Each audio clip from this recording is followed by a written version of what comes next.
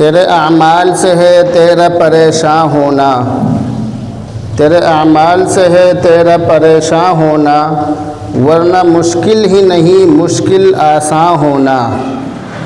سارے عالم پہ حکومت ہو تیری اے مسلمان، سارے عالم پہ حکومت ہو تیری اے مسلمان، تو سمجھ جائے اگر تیرا مسلمان ہونا۔ عزیزان گرامی، بزرگ اور دوستو، دینی بھائیوں، ربیع الاول کا مہینہ چل رہا ہے جو اسلامی کیلنڈر کے حساب سے تیسرا مہینہ کہلاتا ہے، اور اتفاق یہ کہ آج 12 وفات بھی ہے۔ کیلنڈروں کے اندر تو 12 وفات کل کی دکھلائی گئی ہے، لیکن دراصل 12 وفات آج ہی ہے، کیونکہ کیلنڈر ایک اندازے کے حساب سے چھاپے جاتے ہیں، اور جو تاریخ ہوتی ہے وہ چاند کے حساب سے ہوتی ہے، تو بہت سی مرتبہ کیلنڈر بھی جھوٹا ثابت ہو جاتا ہے۔ تو آج 12 وفات ہے، 12 وفات کا دن ہے۔ عید میلاد النبی تو نہیں ہے، لیکن 12 وفات ضرور ہے۔ عید میلاد النبی اور 12 وفات یہ دونوں ایک ہی دنوں کے نام ہیں، اور یہ بریلویوں کا ایک فرقہ ہے۔ بریلویوں کے اندر بھی 5-6 فرقے ہیں، ان میں سے ایک فرقے نے اب سے تقریباً بہت دن پہلے اس چیز کو چلایا تھا، اور انہوں نے عید میلاد النبی اس کو نام دیا، جبکہ مذہب اسلام کے اندر صرف 2 عید ہیں، تیسری عید مذہب اسلام کے اندر نہیں ہے۔ اگر ہم حدیث کی کتابوں کو دیکھتے ہیں، اوپر سے لے کر نیچے تک جتنی بھی حدیث کی کتابیں ہیں، چھوٹی سے لے کر بڑی تک جتنی بھی حدیث کی کتابیں ہیں، ہر کتاب کے اندر صرف 2 عیدوں کا ذکر ہے، تیسری کسی عید کا ذکر ہی نہیں ہے۔ جمعہ کا دن مسلمانوں کے لیے عید کی طرح ہے، لیکن عید نہیں ہے۔ مسلمانوں کے صرف 2 تہوار ہیں، عید الاضحیٰ اور عید الفطر، اور اس سے الگ تیسری کسی عید کا مذہب اسلام کے اندر تصور نہیں ہے۔ اگر کوئی شخص اس سے الگ کوئی تیسری عید مناتا ہے تو وہ شخص اللہ اور اس کے رسول کی نظر میں گمراہ اور غلط ہے۔ ہم اس کو اپنی زبان سے غلط ثابت نہیں کر سکتے اور غلط کہہ بھی نہیں سکتے، ہمیں اتنا حق نہیں ہے کہ ہم کسی کو گمراہ اور غلط ثابت کریں، لیکن اگر اللہ اور اس کا رسول کسی کو غلط اور گمراہ کہے تو پھر ہم اس کے بیچ میں بولنے والے بھی نہیں ہیں۔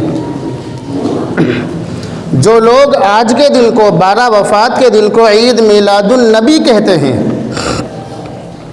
آج کے دن کو عید کے طور پر مناتے ہیں، چراغاں کرتے ہیں، میلاد کرتے ہیں اور الٹی سیدھی خرافات کرتے ہیں، ان لوگوں سے بہت سیدھا سا سوال، لڑائی جھگڑا کچھ نہیں، بحث و مباحثہ کچھ نہیں، کسی سے کوئی جھگڑا نہیں، صرف سیدھا سا سوال کہ یہ جو عید میلاد النبی یعنی نبی کی آمد پر عید، نبی کے آنے کی خوشی میں عید جو لوگ مناتے ہیں، ان سے سیدھا سا سوال ہے کہ یہ کام اچھا ہے یا برا، نیکی ہے یا بدی؟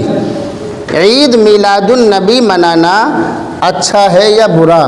ان لوگوں سے سوال۔ اگر اچھا ہے، جیسا کہ لوگ مناتے ہیں، اچھا سمجھ کر ہی مناتے ہیں، نیک سمجھ کر ہی مناتے ہیں، اس کو نیکی سمجھ کر مناتے ہیں، اس لیے یہ ان کی نظر میں نیکی ہے۔ اگر یہ نیکی ہے تو اللہ کے نبی نے اس نیکی کو کیا یا نہیں؟ سیدھا سا سوال۔ اگر یہ نیکی ہے تو اللہ کے نبی نے اس نیکی کو کیا یا نہیں؟ اور اللہ کے نبی کو اس نیکی کا علم تھا یا نہیں؟ اللہ کے نبی اس نیکی کے بارے میں جانتے تھے یا نہیں؟ تو ہم نعوذ باللہ یہ تو نہیں کہہ سکتے کہ کوئی نیکی ہو اور اللہ کے نبی اس کے بارے میں نہ جانتے ہوں۔ تو اگر یہ نیکی ہے، اللہ کے نبی نے اس کو کبھی کیا ہے یا نہیں؟ اللہ کے نبی اس کے بارے میں جانتے تھے یا نہیں؟ اللہ کے نبی نے اس کے بارے میں اپنی امت کو بتلایا یا نہیں؟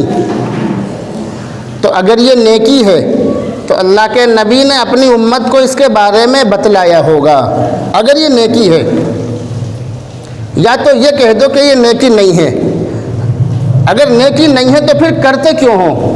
اور اگر نیکی ہے اور اللہ کے نبی کو اس کا علم تھا تو پھر ہمیں یہ دکھلاؤ کہ کس کتاب کے اندر یا کس حدیث کے اندر یا قرآن کی کس آیت کے اندر یا فقہ کی کسی کتاب کے اندر اس کا ذکر ہو، ہمیں وہ دکھاؤ۔ ہم جلوس نکالنے کے لیے بھی تیار ہیں اور عید میلاد النبی کرنے کے لیے بھی تیار ہیں، ہم چراغا کرنے کے لیے بھی تیار ہیں۔ ساری خرافات جنہیں ہم خرافات کہتے ہیں، اگر وہ تمہاری نظر میں نیکی ہے، اگر نبی کی وفات پر خوشی منانا تمہاری نظر میں نیکی ہے، تو اس نیکی کا ذکر کس حدیث میں ہے؟ قرآن کی کسی آیت میں ہو، یا بخاری شریف سے لے کر نیچے تک جتنی بھی حدیث کی کتابیں ہیں، یا بڑی 6 کتابیں بخاری شریف، مسلم شریف، ترمذی شریف، ابن ماجہ شریف، سنن نسائی شریف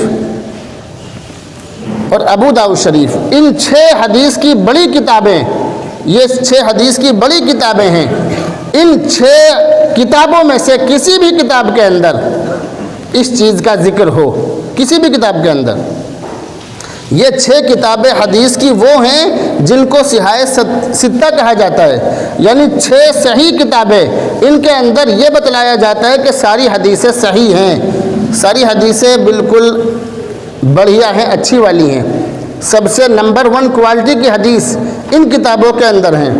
تو اگر ان کتابوں کے اندر ان کتابوں میں سے کسی کتاب کے اندر اس کا ذکر ہو تو ہمیں وہ دکھاؤ۔ ان کتابوں میں نہ ہو، ان سے نیچے کی جو کتابیں ہیں، حدیث کی کتابیں، پوری دنیا کے اندر جتنی بھی حدیث کی کتابیں ہیں، کسی بھی ایک چھوٹی سی چھوٹی کتاب کے اندر کوئی چھوٹی سے چھوٹی حدیث یا کوئی چھوٹے سے چھوٹا اشارہ اس عید کے بارے میں اگر ہو تو ہمیں وہ دکھاؤ۔ یا اس سے الگ فقہ کی کتابیں ہیں جن کے اندر مسئلے مسائل ہیں، ان میں سے کسی بھی کتاب کے اندر اگر اس کا ذکر ہو تو وہ دکھاؤ۔ تو اگر یہ بات کہی جائے تو دنیا کا کوئی بھی انسان، چاہے وہ کتنا ہی بڑے سے بڑا مولوی ہو، یا کتنا بھی بڑے سے بڑا جاہل ہو، یا کتنا بھی بڑے سے بڑا بحث و مباحثہ کرنے والا ہو، یا کسی بھی فرقے کا اور کسی بھی مسلک کا ہو، وہ اس چیز کو اللہ کے نبی کی کسی بھی حدیث میں نہیں دکھلا سکتا، کیونکہ کسی حدیث کے اندر اس کا ذکر ہے ہی نہیں، تو پھر وہ دکھلائے گا کہاں سے؟ تو یہ چیز وہ ہے کہ جس کا ذکر حدیثوں کے اندر یا قرآن کی کسی آیت کے اندر یا کہیں بھی ہمارے دین میں نہیں ہے۔ یہ تو بات میں نے وہ کی ہے جو اچانک میرے ذہن میں عید میلاد النبی کے بارے میں آ گئی۔ آج کا دن 12 وفات کا دن ہے، آج 12 وفات کی 12 ربیع الاول کی تاریخ ہے، آج 12 ربیع الاول ہے۔ اسلامی کیلنڈر کے تیسرے مہینے کی 12 تاریخ کو 12 وفات، ہم لوگ 12 وفات، اور اسلام کے دشمن اور شیطان لوگ اس 12 تاریخ کو عید میلاد النبی کہتے ہیں۔ عید میلاد النبی جو لوگ اس کو کہتے ہیں وہ تاریخ کے حساب سے بھی غلط ہے۔ اس چیز کو میں نے اپنے پچھلے ہفتے کے بیان میں آپ کو بتلایا تھا کہ اللہ کے نبی کس دن پیدا ہوئے۔ عید میلاد النبی کا مطلب ہے نبی کی آمد پر، نبی کے آنے پر عید منانا، اس کا یہ مطلب ہے۔ تو اللہ کے نبی 12 تاریخ کو تشریف لائے، یہ بات کنفرم نہیں ہے، بالکل پکی نہیں ہے یہ بات، یہ چیز میں نے آپ کو بتلا دی تھی۔ اب دوبارہ اس کو ذکر نہیں کروں گا، اب تو صرف یہ بتلانا ہے کہ آج کے دن اللہ کے نبی علیہ الصلاۃ والسلام پر درود بھیجنا چاہیے، اللہ کے نبی علیہ الصلاۃ والسلام کی سیرت بیان کرنی چاہیے۔ جو لوگ آج کے دن خرافات کرتے ہیں، الٹے سیدھے کام کرتے ہیں، ان کے بارے میں ایک بہت مشہور کہاوت جو میں نے پہلے بھی بتلائی تھی اور بہت مشہور ہے، وہ میں آپ کو دوبارہ بتلانا ضروری سمجھتا ہوں۔ کہاوت بہت مشہور ہے، بنیے سے سیانہ 100 باولا، یہ کہاوت ہے ہندی زبان میں، بنیے سے سیانہ 100 باولا، یہ کہاوت ہے۔ یعنی جو شخص یہ دعویٰ کرے کہ میں کاروبار میں، بزنس میں بنیے سے زیادہ عقلمند اور ہوشیار ہوں، تو یہ کہاوت یہ بتلا رہی ہے سو باولا، وہ باولا ہے، پاگل ہے، بیوقوف ہے۔ بنیے سے زیادہ، اس کہاوت کے حساب سے کوئی شخص کاروبار میں عقلمند نہیں ہو سکتا، یہ کہاوت یہ بات کہہ رہی ہے۔ میں اس بات کو نہیں کہہ رہا، کیونکہ بہت سارے لوگ کاروبار میں بنیے سے زیادہ عقلمند ہو سکتے ہیں، تو یہ کوئی قانون، یہ کوئی نیم نہیں ہے، یہ کوئی ایسی چیز نہیں ہے جو ہر جگہ فٹ ہو جائے، ایسی بات نہیں ہے۔ اس لیے یہ چیز غلط بھی ثابت ہو سکتی ہے، لیکن اس کہاوت کی روشنی میں آپ کو ایک بات بتلانا ضروری سمجھتا ہوں، بنیے سے سیانہ سو باولا۔ جو شخص یہ دعویٰ کرے کہ میں کاروبار اور بزنس میں بنیے سے زیادہ عقلمند ہوں، تو وہ باولا ہے، پاگل اور بیوقوف ہے۔ اس کہاوت کو ذکر کرنے کے بعد آپ حضرات یہ سمجھیے کہ پوری دنیا کے اندر اگر کوئی شخص یہ کہے کہ میں اللہ کے نبی سے محبت کرنے میں، اللہ کے نبی کی سنتوں پر چلنے میں، اللہ کے نبی سے عشق کرنے میں، اللہ کے نبی کی تعلیمات پر عمل کرنے میں، اللہ کے نبی کے حکم پر چلنے میں صحابہ کرام سے زیادہ محبت کرنے والا ہوں، صحابہ کرام سے زیادہ اچھا ہوں، سو باولا، وہ باولا ہے، پاگل ہے، بیوقوف ہے۔ صحابہ کرام سے زیادہ اس دنیا کے اندر کوئی بھی اللہ کے نبی کی سنتوں پر چلنے والا اور اللہ کے نبی سے محبت کرنے والا اور اللہ کے نبی سے عشق کرنے والا اور اللہ کے نبی کی تعلیمات پر چلنے والا اس دنیا کے اندر کوئی جماعت آج تک نہ پیدا ہوئی اور نہ قیامت تک کبھی پیدا ہو سکتی ہے۔ قیامت تک ایسی کوئی جماعت دنیا کے اندر پیدا نہیں ہو سکتی۔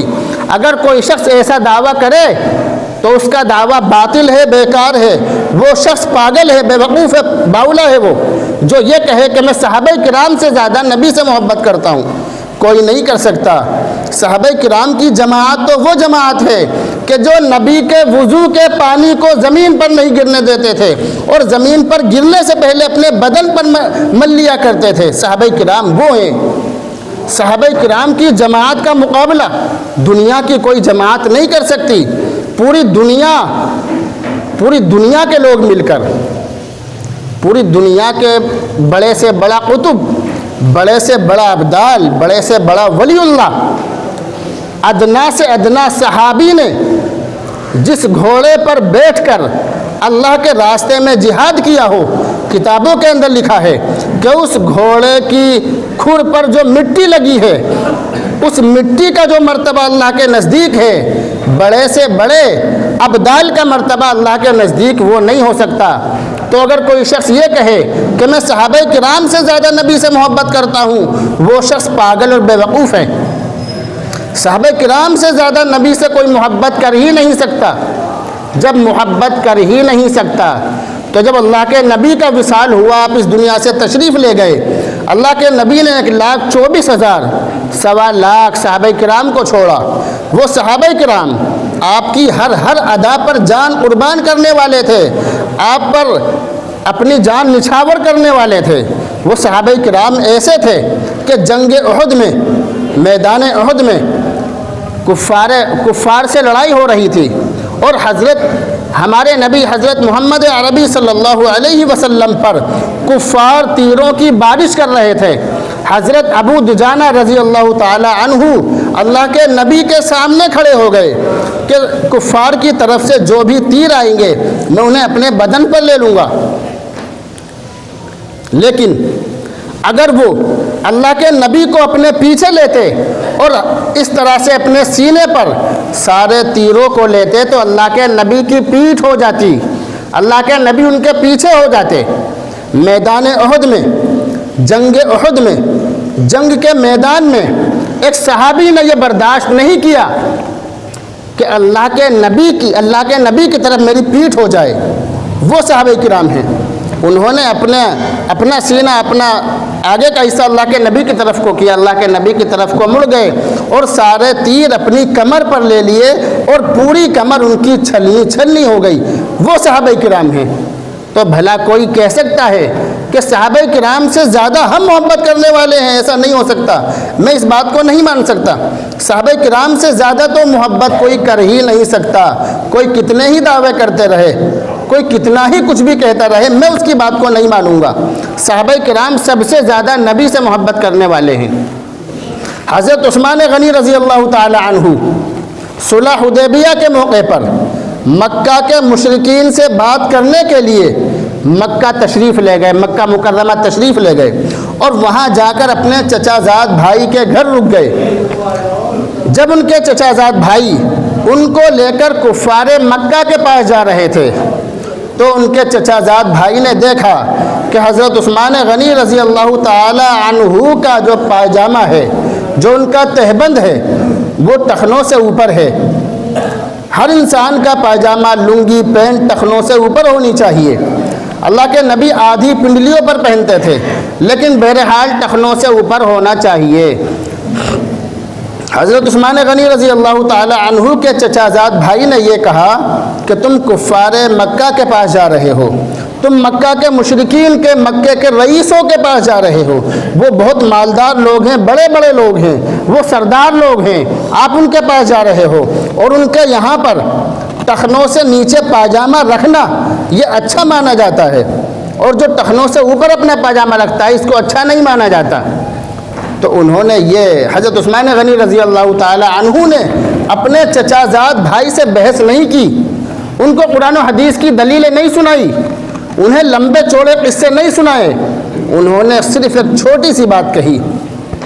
انہوں نے یہ کہا کہ میرے نبی محمد صلی اللہ علیہ وسلم کا ازار ایسا ہی تھا، ایسا ہی ہے، میرے نبی اسی طرح پہنتے ہیں، بس بات ختم۔ جس طرح میرے نبی پہنتے ہیں میں بھی اسی طرح پہنوں گا، میں ان سے الگ نہیں چل سکتا۔ یہ صحابہ کرام ہیں۔ صحابہ کرام کی حرص کرنا، صحابہ کرام کے بارے میں یہ کہنا کہ صحابہ کرام نے اس چیز کو نہیں کیا، ہم کر رہے ہیں، یہ پاگل پن ہے، یہ بے وقوفی ہے۔ صحابہ کرام سے زیادہ محبت کوئی کر ہی نہیں سکتا۔ حضرت حذیفہ بن یمان رضی اللہ تعالی عنہ جو اللہ کے نبی کے رازدار صحابی ہیں، اللہ کے نبی کے تمام راز کی تمام باتیں، مکہ کے اندر، مدینہ کے اندر کون کون منافق لوگ ہیں، ساری لسٹ حضرت حذیفہ بن یمان رضی اللہ تعالی عنہ کے پاس تھی۔ آپ اللہ کے نبی کے رازدار صحابی ہیں، فاتح ایران ہیں، ایران کو انہوں نے فتح کیا ہے۔ جب کسریٰ کے دربار میں پہنچے اور وہاں پر کھانا کھا رہے تھے، کسریٰ کے دربار میں بات چیت کرنے کے لیے پہنچے، وہاں پر کھانا کھا رہے تھے۔ کسریٰ کا دربار کیا مطلب؟ آج کے زمانے میں امریکہ کا راشٹرپتی، اس زمانے میں کسریٰ کا دربار، آج کے زمانے میں امریکہ کے راشٹرپتی کا دربار، یہ سمجھو، آپ اس چیز کو اس مثال سے سمجھو گے۔ یعنی دنیا کی سپر پاور طاقت کے پاس وہ گئے، اس کے سامنے دسترخوان پر بیٹھ کر کھانا کھا رہے تھے، لقمہ گر گیا، برابر میں ایک صحابی بیٹھے تھے، ان صحابی نے کوہنی ماری اور یہ کہا یہ وقت لقمہ اٹھا کر کھانے کا نہیں ہے، لقمہ اٹھا کر مت کھاؤ ورنہ یہ لوگ یہ سوچیں گے کہ یہ بڑے ندیدے لوگ ہیں۔ انہوں نے یہ کہا، بہت اچھی بات کہی، کیا میں ان بے وقوفوں کی وجہ سے اپنے نبی کی سنت کو چھوڑ دوں؟ اتنی سی بات کہی، کیا میں ان بے وقوفوں کی وجہ سے اپنے نبی کی سنت کو چھوڑ دوں؟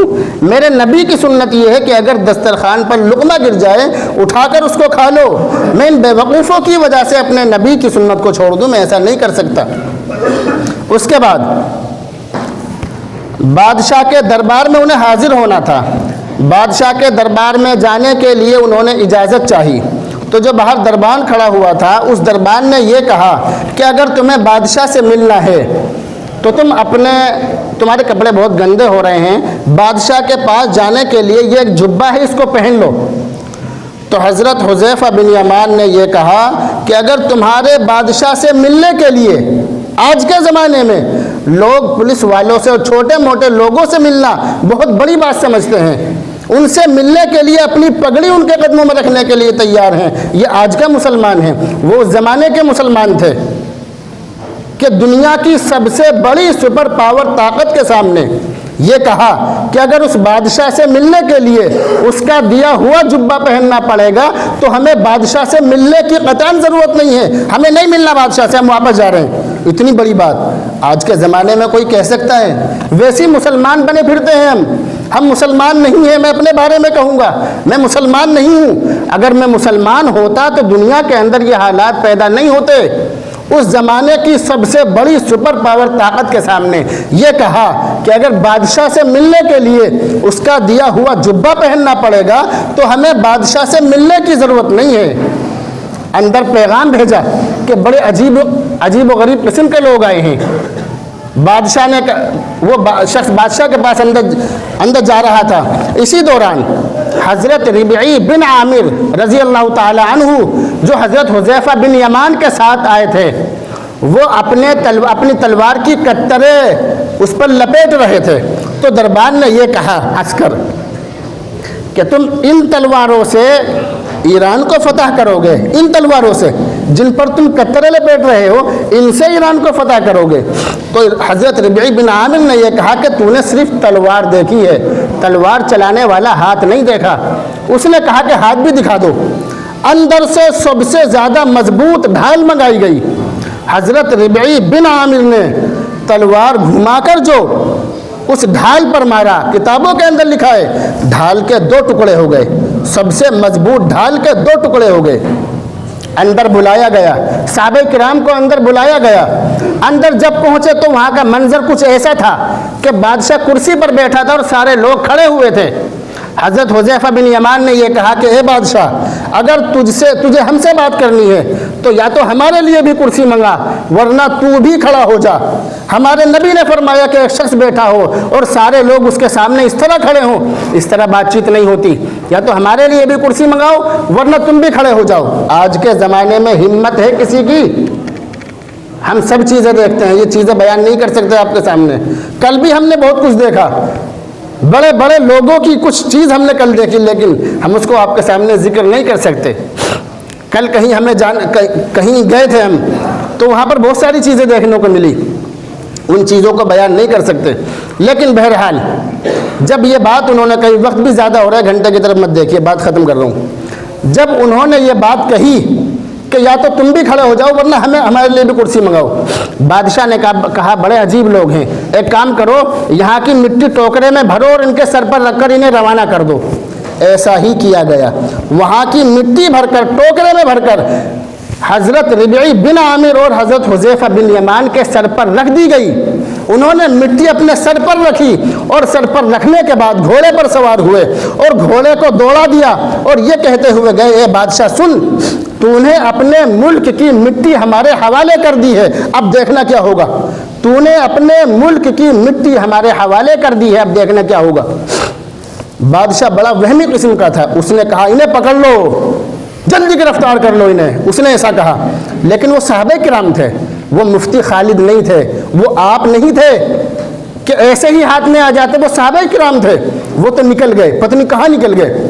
کچھ دنوں کے بعد حضرت حذیفہ بن یمان رضی اللہ تعالی عنہ تشریف لائے اور ایران کو فتح کر لیا۔ یہ صحابہ کرام ہیں۔ ان کے بارے میں کوئی یہ کہے کہ صحابہ کرام سے زیادہ ہم نبی سے محبت کرتے ہیں تو مجھ جیسا کچا مسلمان بالکل بھی برداشت نہیں کر سکتا۔